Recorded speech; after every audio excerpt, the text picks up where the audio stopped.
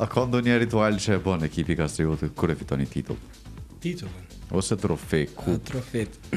Tash ajo për cilën na komplet si klub gjithë bashku duhet me qenë shumë falendërues.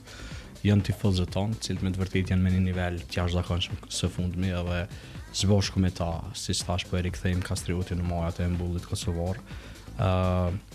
Tash ti nuk e di, ata kanë tregu këta një farë sekretin, një farë premtimi veç. S'po flasim për atë ritualin e tatuve, po flasim për një ritual cilin e kemi një fest zbashku me tifozët është. Edhe kjo bukur ka me tatuazhe. Nëse fitojmë edhe titullin vi mendojmë edhe me Juve. Fillove me zvulu, kështu që tregona.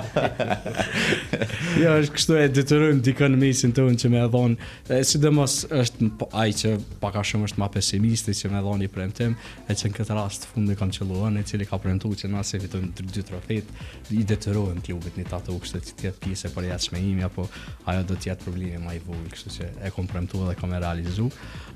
Në rast se fitojmë edhe titullin, për shkak se do të jetë diçka historike, që nga pas lufta asnjëherë Kastrioti nuk ka arritur që brenda një sezoni të fitojë 2 trofe, do të thotë kupën e Kosovës edhe titullin.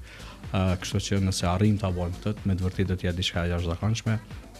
E rëndësishme është që gëzimin edhe trofetin ndojmë së bashku me tifozët tanë zjarë Tujqit, edhe pse ju me gjithë qytetarët Ferizajas si gjithmonë, kështu që besoj kjo është me qenë më e mira, pastaj na dim që përmes trofeve dhe mbullit definitivisht me rikthy edhe me vënë pa më shumë interesin për sportin, për gjithësinë Ferizaj.